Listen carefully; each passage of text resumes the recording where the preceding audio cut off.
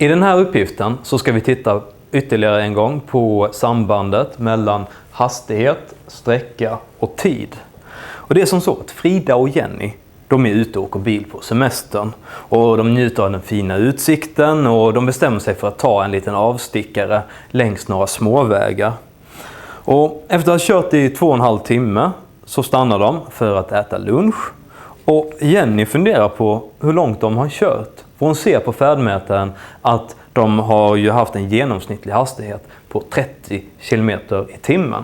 Så de hade alltså kört med tiden 2,5 timme.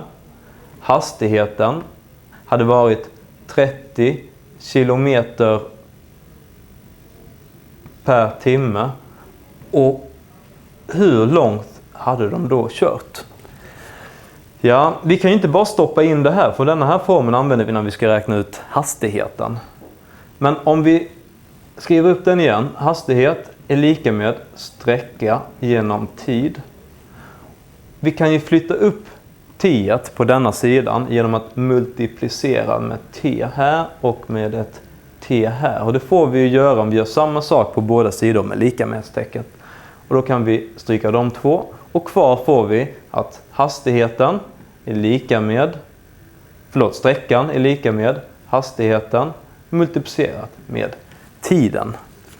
Hastigheten kände vi som 30 km i timmen, alltså 30. Och tiden, den var ju 2,5 timmar. Tar vi multiplicerar med 2,5. 30 gånger 2,5, det får vi till 75 kilometer. Så vi hade hastigheten i kilometer per timme. Tiden hade vi i timme. Kilometer per timme multiplicerat med timme, då får vi kilometer kvar och då blir 75 kilometer. Så sträckan de har kört på 2,5 timme medelhastighet 30 km i timmen, den blir 75 kilometer. Jenny fortsätter fundera. De ska ju köra tillbaka till hotellet nu och hon vet att det är 20 kilometer bort.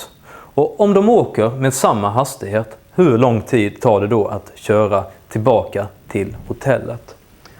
Så tiden, det är den vi söker. Hastigheten, den visste vi sedan tidigare att det var samma hastighet och det var 30 kilometer per timme. Och sträckan, det var 20 kilometer. Vi kan inte stoppa in både hastighet och sträcka här och beräkna tiden. Utan det är inte så enkelt i den här formeln, utan vi måste skriva om formeln lite. Så jag börjar med att skriva upp hastigheten är lika med sträckan dividerat med tiden. Och då vill jag få upp tiden ensamt här. Och då börjar jag med att flytta upp den, och det gör jag genom att multiplicera med tiden på båda sidor. Jag kan stryka den här. Kvar får jag då tiden gånger hastigheten är lika med sträckan.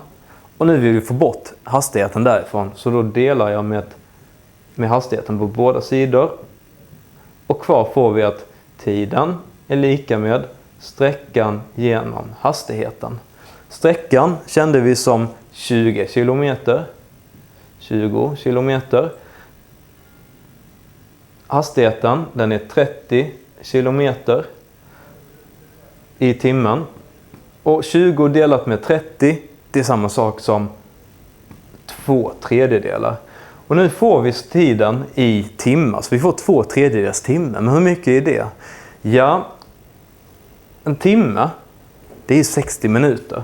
Så då kan vi skriva om detta som 2/3 och sen så en timme, så har vi 60 minuter. Så 2/3 gånger 60. Och 2 gånger 60, det är 120. 120 delat med 3 är 40. Alltså 40 minuter.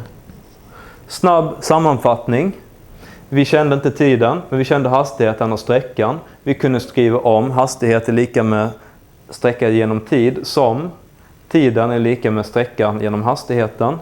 Sträckan 20 km, hastigheten 30 km i timmen. Och det fick vi till 2/3 timmar. 1 timme visste vi var 60 minuter.